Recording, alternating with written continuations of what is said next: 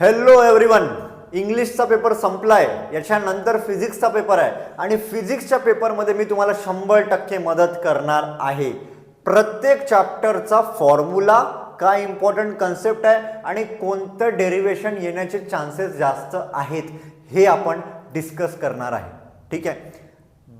Basically काय करायचं, तुम्हाला एक नोटबुक घ्या, पेन घ्या आणि माझ्यासोबत राहा. आपण चॅप्टर वाईज त्याचं वेटेज किती होतं, किती मार्कासाठी आला होता आणि काय प्रोबॅबल क्वेश्चन्स आहेत हे आपण सगळं बघणार आहे. याच्यात बघा, रोटेशनल डायनामिक्स जर मी बघितलं तर रोटेशनल डायनामिक्सचा आपण 2025चा पेपर बघू. रोटेशनल डायनामिक्स बघा, फिजिक्सची पहिले तर भीती वाटून घेऊ नका. जरी पेपर असला तरी आपण जेवढं ट्राय करू शकतो तेवढं आपण कव्हर करूया. ठीक आहे. रोटेशनल डायनामिक्सवर सर्वात पहिला तर आपल्याला MCQ होता.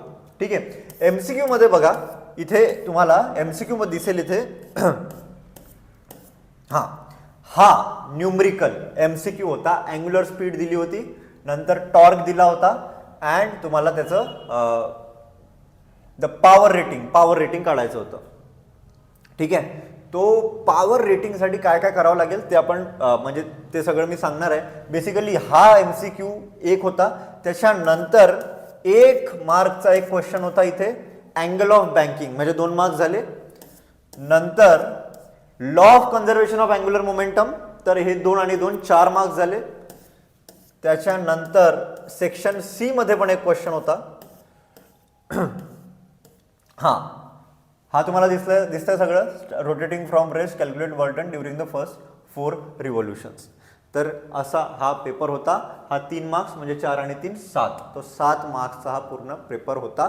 रोटेशनल डायनामिक्सचे एवढे क्वेश्चन्स होते. ठीक आहे. जर मी बघितलं तर हे सगळे जे आहेत, हे सगळे क्वेश्चन्स कुठेच movement of inertia, parallel axis theorem, perpendicular axis theorem याच्याकडे डेव्हिएशन नव्हतं. त्याच्यामुळे मे बी कदाचित 2026 मध्ये मुवमेंट ऑफ इनर्शियावर एखादा क्वेश्चन असू शकतो. ठीक आहे. तर मुवमेंट ऑफ इनर्शिया तुम्ही थोडं चांगल्याने करून जाल, मुवमेंट ऑफ इनर्शियावर क्वेश्चन असू शकतो. ठीक आहे. आता आपण बघूया की रोटेशनल डायनामिक्स या चॅप्टरचे मोस्ट इम्पॉर्टंट फॉर्म्युले जे तुम्हाला लक्षात ठेवायचे एक्झामसाठी. एकदम नोटबुक घेऊन बसा, A to Z आपण सगळं बघणार आहे. ठीक आहे. सर्वात पहिला formula is omega is equal to 2πn. Formula लिहून ठेवून द्या. Omega is equal to 2πn. n म्हणजे फ्रिक्वेन्सी म्हणजे 2π/t, t म्हणजे टाइम पिरियड. ठीक आहे. त्याच्यानंतर ॲक्सलरेशन, हे झालं रेडियल ॲक्सलरेशन, म्हणून -ω²r आहे. आणि जर याचं मॅग्निट्यूड पाहिजे तर ω²r, v²/r, v × ओमेगा, हे 3 फॉर्म्युले असतात. ठीक आहे. तो हा फॉर्म्युला झाला. त्याच्यानंतर बघा, याच्याकडे जास्त जाऊ नका ना. टॅन्जेन्शियल ॲक्सलरेशन हे कधी असतात, नॉन युनिफॉर्म सर्क्युलर मोशन मध्ये. ठीक आहे. Alpha is equal to dω/dt. जर युनिफॉर्म सर्क्युलर मोशन बद्दल आपण बोललो तर युनिफॉर्म सर्क्युलर मोशन मध्ये टाइम पिरियड कॉन्स्टंट असतो, फ्रिक्वेन्सी कॉन्स्टंट असते. अँग्युलर स्पीड जे आहे ना आणि अँग्युलर वेलोसिटी या दोन्ही गोष्टी काय असतात, कॉन्स्टंट असतात. स्पीड कॉन्स्टंट असते पण लिनियर वेलोसिटी कॉन्स्टंट नसते, त्याची डायरेक्शन चेंज होत असते. ठीक आहे. तो या सगळ्या गोष्टी तुम्हाला लक्षात ठेवायच्या आहेत. नंतर तुम्हाला अजून एक गोष्ट लक्षात ठेवायची आहे की युनिफॉर्म सर्क्युलर मोशन और इन जनरल जर सर्क्युलर मोशन असेल तर त्याच्यात तुम्ही जे न्यूटन्सचे जे लॉज आहेत ते न्यूटन्स लॉज लावू शकता. म्हणजेच जसं आता v² is equal to u² plus 2as आहे, तर इथे तुम्ही ω² इज इक्वल टू ω02² प्लस 2α × θ हे करू शकता. ठीक आहे. जसं फॉर एक्झाम्पल, जसा तो MCQ होता, तो MCQ होता power is equal to force × velocity, असा तो MCQ होता. तर पॉवर, फोर्सच्या ठिकाणी मी टॉर्क लिहू शकतो आणि वेलोसिटीच्या ठिकाणी मी ओमेगा लिहू शकतो. तो अशा प्रकारे तुम्ही तो पॉवर कॅल्क्युलेट करू शकता. तर हे झालं रिप्लेसमेंट, हा एक कन्सेप्ट तुम्ही लक्षात ठेवू शकता. पुढे जाऊया, अजून काय इम्पॉर्टंट आहे. ठीक आहे. ते आपण बघतोय, फक्त इम्पॉर्टंट गोष्टी बघतोय. ॲप्लिकेशन्समध्ये जर तुम्ही गेले तर पहिलं तर फ्रिक्शन, बेसिक, हॉरिझॉन्टल रोड आहे ना, याच्यात बँकिंग नाही आहे. This is without banking, horizontal circular track without banking. याचा फॉर्म्युला तुम्हाला लक्षात ठेवावा लागेल.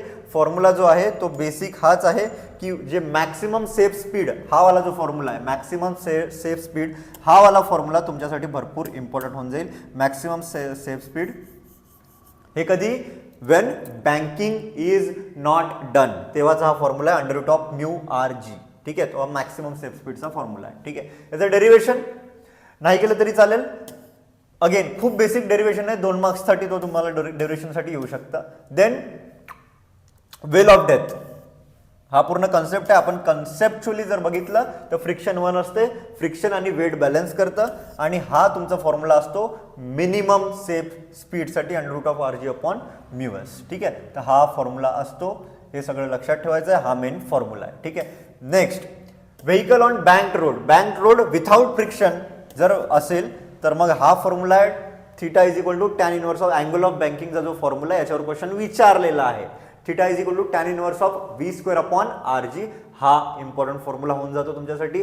आणि जर अँगल ऑफ बँकिंग असेल तर तुम्हाला हे असे कंपोनंट स्प्लिट करावे लागतात, बॅलन्स आउट करावं लागतात, आणि तुम्हाला याचं सोल्युशन करावं लागतं. एन साइन थिटा म्हणजे हा कंपोनंट, हा तुम्हाला रिक्वायर्ड सेंट्रिपिटल फोर्स देतो. ठीक आहे. त्याच्यानंतर याच्यावरून तुम्ही टॅन थिटा काढता V²/RG. ठीक आहे. त्याच्यानंतर speed limit, maximum speed, safe speed is Vs is equal to √RG tan theta. पहिल्या याच्यात काय होता μRG, आता म्यूला रिप्लेस केलाय RG टॅन थिटाने, तो it became √RG tan theta. आता याच्यानंतर जे नेक्स्ट वाला जे डेरिव्हेशन आहे त्याच्यात दोन्ही आहे, बँकिंग पण आहे आणि फ्रिक्शन पण आहे. जर तुम्हाला वाटत आहे की याचं पूर्ण जे डेरिव्हेशन आहे ते खूप किचकट आहे, तर तुम्ही फक्त हे जो फॉर्म्युला आहे तो फॉर्म्युला फक्त लक्षात ठेवू शकता. मॅक्सिमम स्पीड सेफ स्पीड आणि मिनिमम सेफ स्पीड, आणि दोघांची लिमिट विचारलं जातं की what is the maximum permissible limit. तर मग मिनिमम आणि मॅक्सिमम काढायचं आणि ते दाखवायचं. ठीक आहे. तो मिनिममसाठी वर मायनस असतो आणि मॅक्सिममसाठी वर प्लस असतो. फॉर्म्युला तो जे √RG, सर्वात पहिल्याच्यात म्यू होता, दुसऱ्याचा टॅन थिटा होता, पण त्याच्यात होता tan theta -μs/1 tan theta, आणि मॅक्सिममसाठी वर प्लस राहील, खाली मायनस राहील. ठीक आहे. हा एक इम्पॉर्टंट फॉर्म्युला आहे. कोनिकल पेंडुलम येऊ शकतो कारण की मागच्या वर्षी नव्हता, अँड या साईडला फोकस झालेला नाही आहे मागच्या वर्षी. रोटेशनल डायनामिक्स म्हणजे कोनिकल पेंडुलम आणि इथून पुढच्या गोष्टींवर फोकस नव्हता मागच्या वर्षी. तर यावर्षी 2026 मध्ये येण्याचे भरपूर चान्सेस आहेत कोनिकल पेंडुलमचे. तर कोनिकल पेंडुलम तुम्ही चांगल्याने करून जा. याचं पूर्ण एक्सप्रेशन येऊ शकतं T is equal to 2π√L cos θ/G. Most important formula असं मी म्हणेल. हा जो आहे हा पूर्ण फॉर्म्युला तुमच्यासाठी खूपच जास्त इम्पॉर्टंट आहे. ठीक है. तो ये पूरा फॉर्मूला आप कर सकते हो. आता तो हे होत नाही आहे. ठीक आहे. हा एक इम्पॉर्टंट फॉर्म्युला आहे. आणि टाइम पिरियड आणि फ्रिक्वेन्सीचा फॉर्म्युला लक्षात ठेवायचा नाही. फ्रिक्वेन्सी म्हणजे 1/टाइम पिरियड. अजून एक इम्पॉर्टंट गोष्ट जे कन्व्हर्जनमध्ये आपण मिस आउट करतो रोटेशनल डायनामिक्समध्ये, RPM आणि RPS, रिव्हॉल्युशन्स पर मिनिट आणि रिव्हॉल्युशन्स पर सेकंड्स. ठीक आहे. रिव्हॉल्युशन्स पर सेकंड्स आणि रिव्हॉल्युशन पर मिनिट दिलं असेल तर समजा 1200 रिव्हॉल्युशन पर मिनिट आहे, तर तुम्ही याला डिवाइड करा आणि लिहा RPS. 1 मिनिट म्हणजे 60 सेकंड. तर RPM असेल तर RPM ला RPS मध्ये तुम्ही असं कन्वर्ट करू शकता. ठीक आहे. पुढे जाऊया. Conical pendulum T is equal to, हा फॉर्म्युला इम्पॉर्टंट आहे, 2π√L cos θ/G. ठीक आहे. त्याच्यानंतर अगेन वर्टिकल सर्क्युलर मोशन, ही मोशनमध्ये ही डायग्राम, एकदा डायग्राम सांगतो. जेव्हा टॉप मोस्टवर असेल तर mg खाली, टेन्शन पण खाली.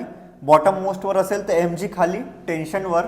ठीक आहे. नंतर प्रत्येक वेगवेगळ्या ठिकाणी हे सगळं असेल, आणि मग त्यांचे बेसिक FBD बनवायचे आणि या सगळ्या गोष्टी लिहायच्या.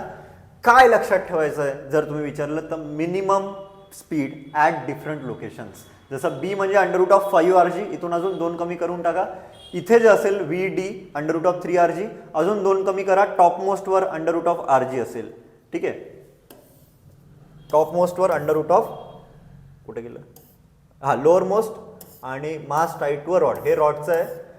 कुठे गेलं √RG असेल टॉप मोस्टवर. इथे काढलेलं नाही आहे बहुतेक, पण टॉप मोस्टवर √RG असतं. ठीक आहे. स्पियर ऑफ डेथ नका करू, सोडून द्या, काही टेन्शन घेण्याची गरज नाही आहे. याच्यावर क्वेश्चन नाही आला नाही बघून टाकू, पण नका करू. मुवमेंट ऑफ इनर्शियावर जास्त लक्ष ठेवू शकता तुम्ही. कन्झर्वेशन ऑफ अँगल मोमेंटम वर एक क्वेश्चन होता मागच्या वर्षी, त्याच्यामुळे थिअरी साईडला फोकस नाही केलं तरी चालेल. मे बी एखादा MCQ येऊ शकतो मुवमेंट ऑफ इनर्शिया, आणि पुढच्या पोर्शनवर एखादा MCQ एक्सपेक्टेड आहे. ठीक आहे. तो काही नाही, बेसिक तुम्हाला जे फॉर्म्युलेज आहेत आपले ते आपण एकदा रिवाइज करून घेऊ. रेडियस ऑफ गायरेशन लक्षात ठेवा. रेडियस ऑफ गायरेशन म्हणजे under root of I upon total mass. ठीक आहे. त्याच्यानंतर parallel axis theorem, theorem of perpendicular axis. Parallel ॲक्सिसचा फॉर्म्युला इथे वर दिला असेल. ठीक आहे. तो हा फॉर्म्युला इम्पॉर्टंट आहे अगेन पैरेलल एक्सिस साठी. ठीक है, ये फॉर्मूला इंपॉर्टेंट है भाई तुम्हारे लिए. I naught is equal to I C plus M H square. H हे डिस्टन्स है दोन्ही पैरेलल एक्सिस मधलं. ठीक है. एंड एम जो है वो मास है.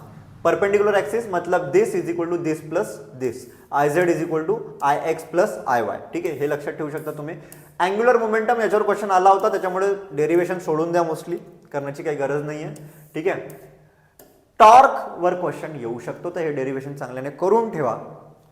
आया तो बहुत अच्छी बात है. ठीक है. टॉर्क वर डेरिवेशन येऊ शकता, एंगुलर मोमेंटम वर नाही केलं तरी चालेल. Torque is equal to I into alpha होता है.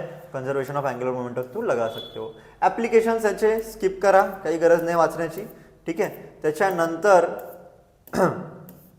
Rolling motion. रोलिंग मोशन में जो काइनेटिक एनर्जी होती है वो इतनी होती है, एवढी असते kinetic energy, half M V square 1 plus K square upon R square, K being the radius of gyration. ठीक आहे. नंतर व्ही वेलोसिटी जर रोल आउट होत येत असेल तर ओव्हरऑल जे रोलिंग मोशन आहे त्यात व्ही जे असते ते असते under root of, important formula, under root of 2gh upon 1 plus K square upon R square. Important formula आहे. ठीक आहे. त्याच्यानंतर हे सगळ्या फॉर्म्युलाबद्दल मी बोलत होतो. ठीक आहे. ॲनालॉगस इक्वेशन याच्यावर भरपूर क्वेश्चन्स विचारले होते 2025 मध्ये.